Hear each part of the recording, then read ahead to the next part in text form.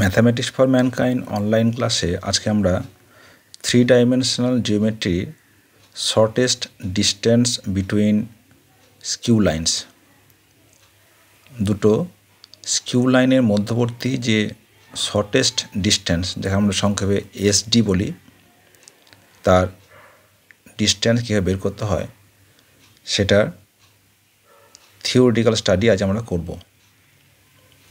প্রথমে ভেক্টর ফর্মে করব, তারপর সেটাকে আমরা কার্টেসিয়ান ফর্মেও করে দেখাবো। লেট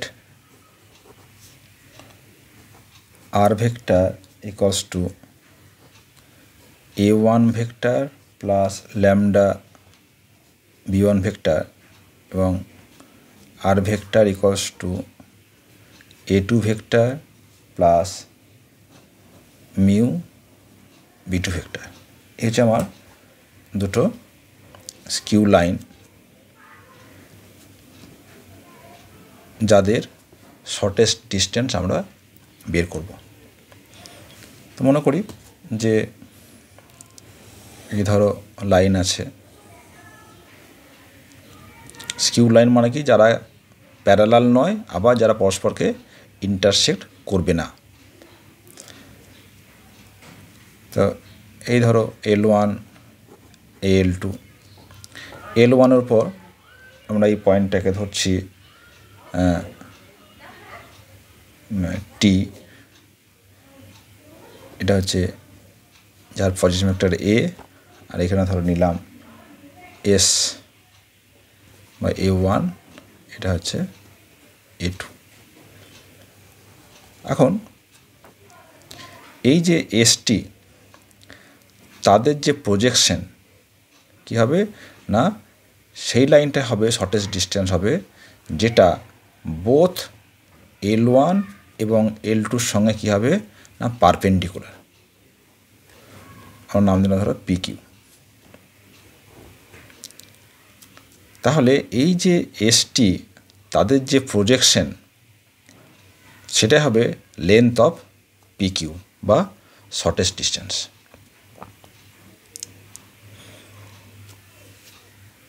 তাহলে মনে করি let the angle between ST and PQ be theta। তাহলে বলতে পারবো যে PQ equals to ST cos theta।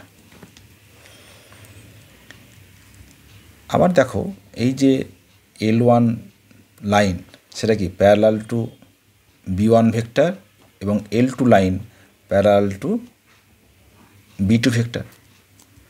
তাহলে ইউনিট ভেক্টর অ্যালং PQ, তাহলে unit vector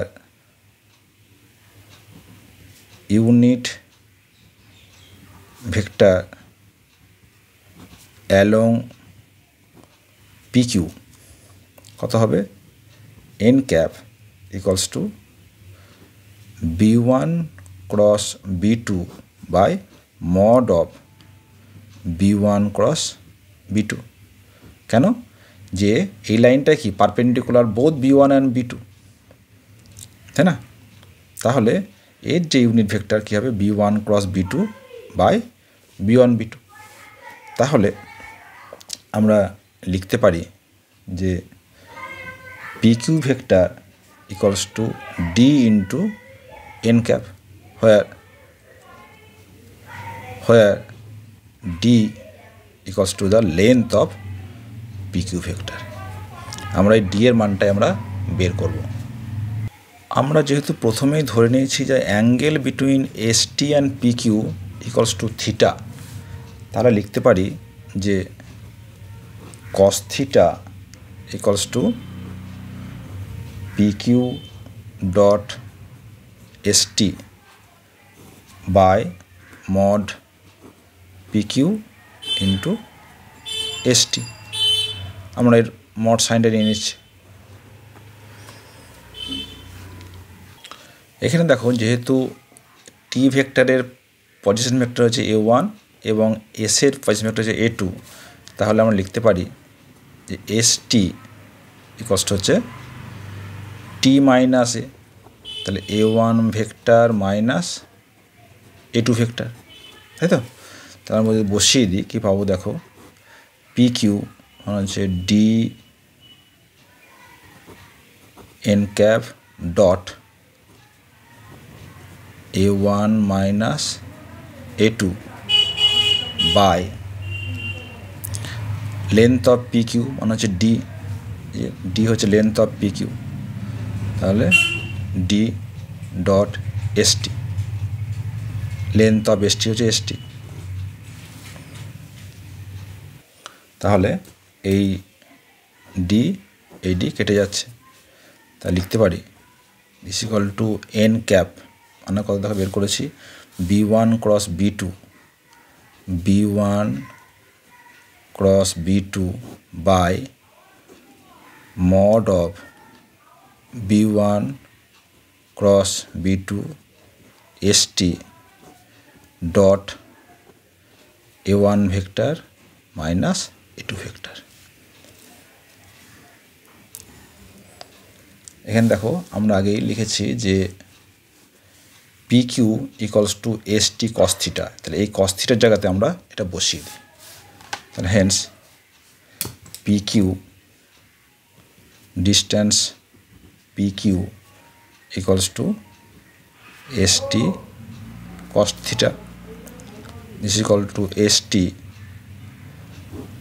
mod of B1 cross B2 dot A1 minus A2 by B1 cross B2 ST, তাহলে এই ST কেটে গেল, তাহলে শর্টেস্ট ডিস্টেন্স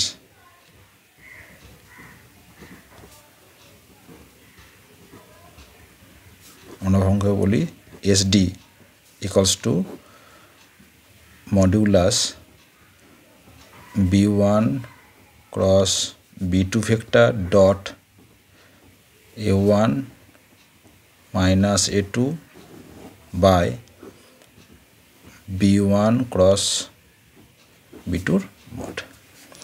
এই হচ্ছে ভেক্টর ফর্ম দুটো শর্টেস্ট ডিস্টেন্সের ভেক্টর ফর্ম। তো এটা যদি কার্টেসিয়ান ফর্মে আমরা লিখতে চাই, তাহলে ধরো মনে করি যে দুটি লাইন L1 হলো x minus x1 by A1 equal to y minus y1 by B1 z minus z1 by C1, এটা হচ্ছে L1 লাইন। আর L2 line x minus x2 by A2 y minus y2 by B2 z minus z2 by C2, তাহলে তাদের shortest distance কী হবে, modulus of determinant of কি আছে B1 cross B2 dot A1 minus A2, তাহলে আগে যদি আমরা এটা লিখে দিই x2 x1 minus A2 A1 A2 y1 minus y2 B1 B2 z1 minus z2 C1 C2 by B1 cross B2, তার মানে এই যে A1 B1 C1 A2 B2 C2 তাদের ক্রস প্রোডাক্টের মডিউলাস, সেটা কত হবে, রুট ওভার এটা এদের যে মড হবে সেটা, তাহলে হবে B1 C2 minus C1 B2 whole square plus C1 A2 minus A1 C2 whole square plus A1 B2 minus B1 A2 whole square. এ হচ্ছে ফর্মুলা। তাহলে দুটি স্কিউ লাইন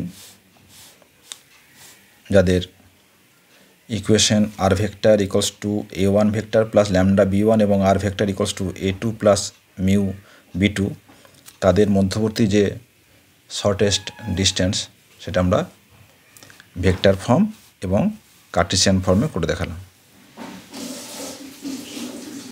এর পরের ভিডিওতে আমরা এক্সাম্পল করে দেখাচ্ছি, এটা বেশ বড় হয়ে যাচ্ছে।